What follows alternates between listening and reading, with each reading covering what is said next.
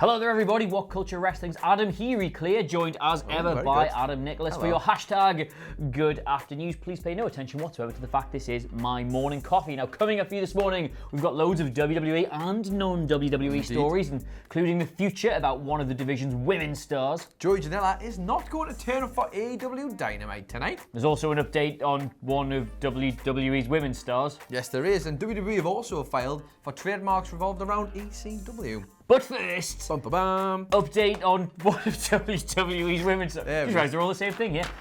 Well, potentially anyway. Potentially. Tonight, on not tonight, sorry, on Friday on SmackDown. See, I'm not been in Monday, Tuesday. The entire, you know when you're off school? Your whole wobbled on. You know when you're off school and your mum to tell you when the cartoons start at 3:30 because you're not used to being in. This Friday on SmackDown, Bray Wyatt will be adding a new member, an exciting new member, to the Firefly Funhouse. They, by they I mean WWE, tweeted, who or what will be revealed as the new face of the Firefly Funhouse? ? The Fiend Bray Wyatt was pushed both physically and mentally in a Survivor Series showdown with Daniel Bryan. Perhaps Friday Night SmackDown may provide a glimpse into where the Universal Challenger Champion's mind is now at. That's bad English. Wyatt will reveal a new face in Firefly Funhouse this Friday. Will someone or something be joining the crew of Huskus the Big Boy, Abby the Witch, and Rambling Rabbit? Will they have a new friend, or does Wyatt have something much bigger and sinister in store? Well, interesting in of itself. And you remember, they've not added a new character in a long time. That's interesting in of itself. Some good verbiage used there. I mean, I got it all wrong, but it doesn't matter. What makes this more interesting, though, is that WWE stylist and wardrobeist Erica Gimbel, who's designed wardrobeist, well, it doesn't say, who's done work for the company before, has tweeted she's currently designing a costume for what would appear to be a female character, not just a puppet, an actual person dressed in female wear. And she tweeted this to Bray Wyatt with, "Let her in." Now, there's obviously big exciting news for anybody who clicked on my Last Minute Rumours video over the weekend, purely because I had a picture of goth Liv Morgan on it. But this has fueled the fire, thank you very much, fueled the fire that Liv Morgan is set to return to the company in, not a Sister Abigail vibe, that's obviously being taken by Abby the Witch, but in some sort of sheened, if you go with that, like a girl fiend, like a sheen, anyway, a female, an accomplice to Bray Wyatt and all of this. The talk has been doing the rounds for a long, long time, and with her finally set to return, she was cleared months ago. Could this be what it is? Well, if it's not, honestly, if it's not, I don't know what's going to happen with Liv Morgan's career at this point, because the hype for her coming back as this character has become so big now, whether it's like deliberate or not, I'd say, but it is deliberate because she's literally fired out tweets like non-stop. If she doesn't come back, it's something to do with the Fiend. There's going to be a huge exhale of disappointment. Yep. Well, she tweeted right before Survivor Series, soon they'll see, or soon they'll learn, or something along those lines, along with like ha ha ha ha ha ha ha when the the women's card for the 5-on-5 was announced. So they've got to do this, haven't they? I don't really know what else. Thing is, Liv Morgan she's probably, out of everybody who's come up the last 2 years, probably one of the more limited in-ring workers. She's not bad by any stretch of the imagination, but when you look at the quality of the women's division, like you've got some of the best ever all at the top of the card right now. It's difficult to sort of justify her getting in between them. Like you can't see her taking, say, a Charlotte spot or a Sasha spot or a Bayley spot. Even someone like Carmella or Lacey Evans, who've been thrust into the main event picture in the past few years, whilst maybe not being ready for it, have kind of made themselves like the other women in the division. Like their work is their character work, not necessarily their in-ring work. It's hard to see where the gap opens up for, which is part of the reason Shayna Baszler's not even managed to get a call up the last year and a half. So to give her a really interesting bit of character work, something that we've not seen before that could be tied in to the Fiend, is really interesting. It's a real good opportunity for her to prove that she can do that side of things, while you could argue that she's still trying to get better at being in-ring, and that's the perfect way to do it for me. Would fit the brand. No problem whatsoever. Fiend and Liv Morgan versus Daniel Bryan and Brie Bella at the Royal Rumble. Sweet Jesus. Revenge for the knockout kick. Well, we'll see about that, shall we? We shall. In fact, that's not a bad angle. Anyway, speaking of bad angles, or not bad angles maybe, we've got one potentially that's coming from AEW. If it's not, then we're getting our first really disgruntled AEW employee. Jorge Nella, as you may recall, was in the Dynamite Dozen match the other week, but got eliminated because Sean Spears completely took him out, and who wasn't even in the match, I should point out. Just ruined it for him. Well, Jorge Nella was set to go on this week's episode of AEW Dynamite, but he has done the old tweet and then delete from his Twitter account, starting speculation that he could be upset. But the tweet, as always, someone screen grabbed it, and here it is. It says, "Didn't get on my flight for AEW Dynamite tonight. I'm not going. Nothing was addressed about the way I was eliminated from the match last week. I'm losing all steam I created on my own through 14 years of hard work. right these wrongs and answer the phone. Now, I assume this wasn't directed at someone like T-Mobile who was trying to get fixed his phone bill. I assume it was headed for AEW because he's tagged them in that very tweet. Adam Cleary, I am no detective and I don't have a magnifying glass on me at all, but I get the smell of a bit of a work perhaps here. Me too. It's a bit of an odd one, this. I think we're at the stage now where everybody at AEW is media savvy enough to know that a tweet and delete is a news story. And they know fine well they're going to pick up a bit of traction via doing it that way. They know fine well it'll get screen grabbed. They know fine well we'll report on it. It's far more interesting for it being a tweet and delete as opposed to just a tweet because you're like, well, they deleted it, so it must be mean real. Something. It's a genuine, I think it's quite a good angle. Clever idea. And I like the way that AEW stars aren't afraid of addressing their career outside of AEW when it comes to their own angles and their own momentum and their own gimmicks and whatnot. Jorge Nella has built up. You know, he does deserve to be treated a bit better than this. So it's a good story. I'm in it. It ticks the boxes, and I like people finding new and creative ways to try and add kayfabe back in it. We heard little rumours perhaps about yesterday Vince McMahon and Seth Rollins having an argument in front of everyone backstage to try and cause that sort of storyline going on. More of this kind of thing, please. Yes, capital letters furious in all news videos, in my opinion. Lana. Yes. She's just signed a new 5-year contract with WWE. Yes, she has. She's been so won over by the Bobby Lashley storyline as a dedication to her as a worker, as investment in her as a professional, that she's signed on the dotted line and will be with WWE through to 2024. Cool. And our next story is... Oh, you've not done that? Only one element of this. Rusev still hasn't signed a new contract. Ooh, well, now, this is it. people look at that and go, ooh, trouble in paradise. Ooh, I would say categorically the opposite. I would say the best way for these two to flourish in their careers is for Rusev to leave WWE and go do some wrestling, and Lana, who's clearly, and I will say there are breaks in this contract apparently for her to do acting work and non-wrestling stuff. So if she's quite happy to be put in hokey soap opera storylines to get her work on hokey soap operas, then absolutely fine. That's what she wants to do. Then this is a really good platform for her to do it on. That means Rusev can go. And, you know, they don't get to see each other as much, which would be sad. But, I mean, it's the career, isn't it? It's the career. What I would say is, just look. If you want a good example of when this works and it's gone well for people, just look at Renee Young and Dean Ambrose / Jon Moxley. Like, he's gone off. He's now looks happier than ever, rejuvenated. Yes, she has to watch him go through hell and back with Kenny Omega at full gear. But I imagine it's nothing compared to what he has to watch her go through every night on Raw. True. Well, bless her. Well, the thing is, though, she's now gone on and she's doing the thing she wants to do again. Yes. She's really good at presenting. Now she's doing WWE backstage. He's doing that. If this works out well for both of them too, then I would like to see more of that as well. Nothing will lead to an unhappy marriage quicker than just genuinely unhappy people. And there's no way Rusev is happy in that company right now. So I back this. I ship it. There you go. You heard it here first. Right.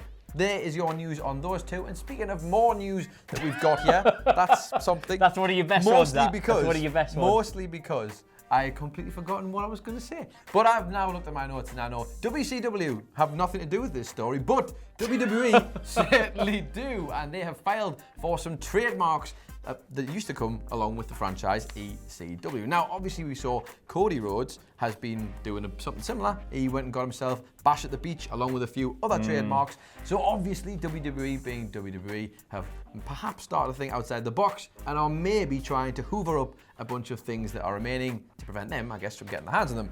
They have put in trademarks with the United States Patent and Trademark Office for CyberSlam and Barely Legal. Oh, God. Which sounds great for a PG. Sure these aren't just for the Lashley Lana storyline. Well, to be honest, who knows? Because let me give you this, because I found this entertaining, just the pure length of it. Obviously, when you've got to do these trademarks, you have to explain why you are going to use them. Yeah, you do, yeah. Entertainment services, namely a show about professional wrestling. Entertainment services, namely the production and exhibition of professional wrestling events rendered live and through broadcast media, including television and distribution via various platforms across multiple forms of transmission media. Providing wrestling news and information through broadcast media, including television and distribution via various platforms across multimedia platforms and transmission media. Providing information in the fields of sport and entertainment through broadcast media, including television, and distributed via various platforms across multimedia platforms and transmission media. Providing a website in the field of sports entertainment information. Oi! Or ESM. Oh, I'm not going to. Obviously, I'm not going to abbreviate that, but you get the gist. Ridiculous. Obviously, covers a lot of platforms. This, but they're going to put shows on. Interesting move from WWE. I don't know.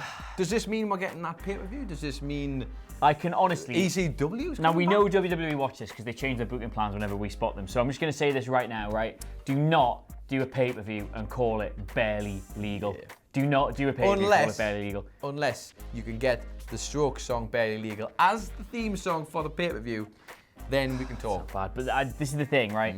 They know what SEO is. Anybody starts Googling WWE Barely Legal is not going to get. It's not going to get the match card, is it? That is not. It's going to even think about that possibility. It's going to get JR's likes. Oh, goodness me. Anyway, speaking of goodness me. Swiftly on. Naomi.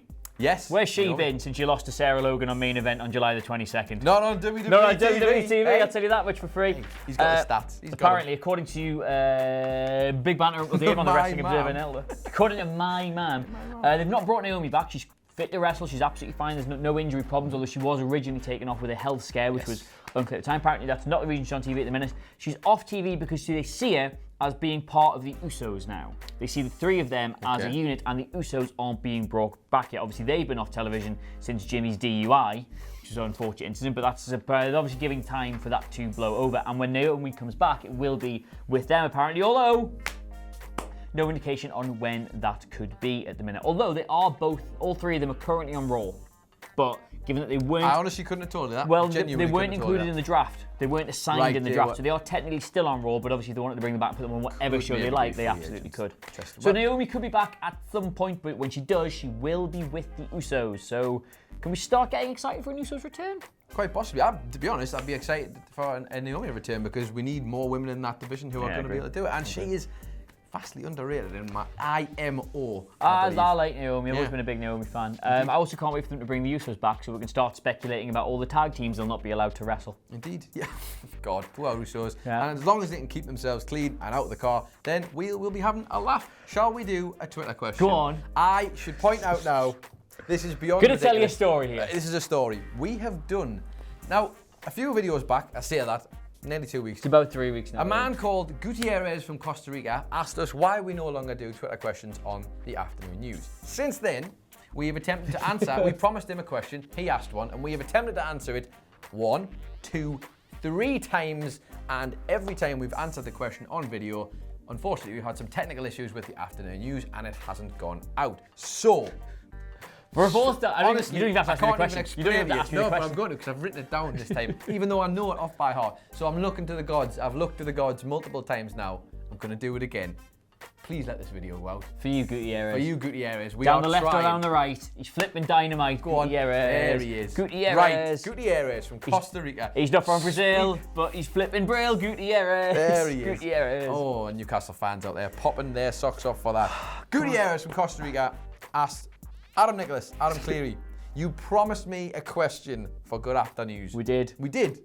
And he's probably stopped watching now. He probably has. He's probably unsubscribed.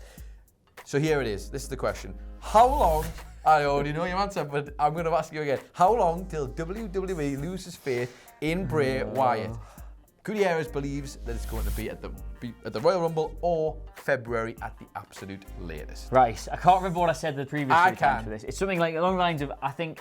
And you better commit to the same answer, you coward. The thing is, though, it's changed now because the amount of time we're talking about shortened by nearly a month. Yeah, it's crazy, man. I think if they're introducing a new character, this Liv Morgan thing, I would imagine that's probably WWE putting that on Bray, although I did hear that he might have picked something similar at some point. So I wouldn't read too much into that. Basically, as we saw with the Daniel Bryan match, if the person he's working with can bring something new to the match format, because you know you're going to get the red light, you know you're going to get all the offense, you know you're going to get all the spooky wooky stuff, it's up to the person he's working with to try and make the match original. Like Seth Rollins really struggled with that. He got completely lost in all the theatrics of it. He was by far the least interesting character in it, whereas Bryan at Survivor Series was great. Yeah, like there was a lot of back and forth with it. It genuinely felt like an interesting match. Had a good finish. They've left room to do some more with it, and there's a lot of storyline there as well, which we haven't even touched upon.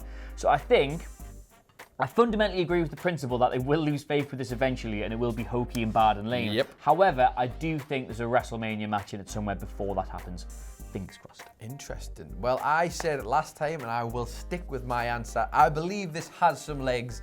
I think we're going to get maybe till SummerSlam at least. Because I think if they can get Liv Morgan in, maybe another That'll be a year, start to build it, we can get a bit of a cult, although we're going to end up down in Wyatt family territory. Wyatt family territory, yeah. Either way, fingers crossed, I'd like to see it get about SummerSlam, but ask me again in a couple of weeks when I'm sick to death of it. Yes, that. So there you go. There are your afternoon news stories. I hope this video goes out. Me too. Let us know in the comments below if the video did go out. And of course, don't forget to like, share, and subscribe. But in the meantime, wait till I get you on Twitter. You can get me on Twitter at It's Adam Nicholas. I believe they can find you on Twitter. Adam Cleary, CLERY, the entire WhatCulture Wrestling family at your disposal at WhatCulture WWE. But in the meantime, thank you so much for watching. This has been your hashtag Good Afternoons, and we will see you soon. Bye-bye. Bye.